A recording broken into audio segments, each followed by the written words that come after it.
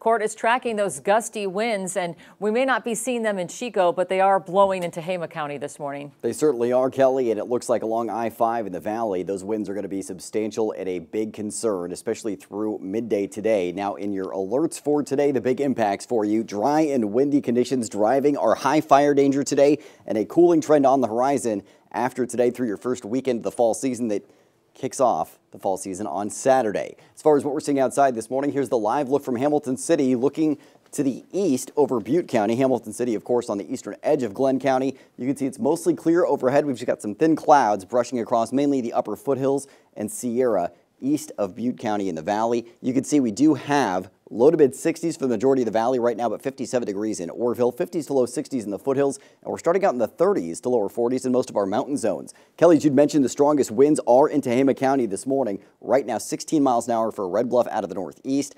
Gusts early to midday are going to be the strongest we're going to see ahead for your Thursday. 20 to 30 mile an hour gusts along I-5 at 8 a.m. By mid to late morning, 30 mile an hour gusts still expected. Could see 35 mile an hour gusts. And again, they're staying strongest along I-5 in the valley. Still seeing those gusts in the 20 to 25 mile an hour range at 5 p.m. So diminishing, but still strong enough to be a concern. And then lighter winds tomorrow with south winds picking up heading through your upcoming weekend. Humidity has not recovered well overnight due to those gusty north winds. You can see it's below 40% in Redding, Red Bluff, and Corning. A little higher as we head to the south, and 93% right now for Orville is what's being reported as the winds have stayed lighter there.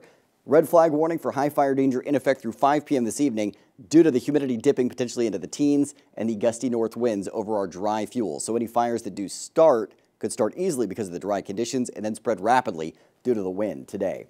Checking in with the satellite and radar, clear skies for most of us overnight into this morning. Now low pressure to our northeast in northern Nevada and eastern Oregon, driving the gusty winds when you pair that with a ridge of high pressure off the coast. That ridge also leaving us with, for the most part, sunshine and dry conditions. But as you get a look at today, we do have sunshine across most of our region at 8 a.m. By noon, it's still, for the most part, just sunny. And then we do have a chance for some active weather slipping down south across the southern Cascades and northern Sierra later on this afternoon into this evening while we stay sunny and dry for the valley and foothills. Checking in with what we're seeing for Friday. Sunny to start the day, sunny for the afternoon as well. Your final Friday of summer, looking summer-like, but not necessarily feeling summer-like. I'll show you those temperatures in a moment.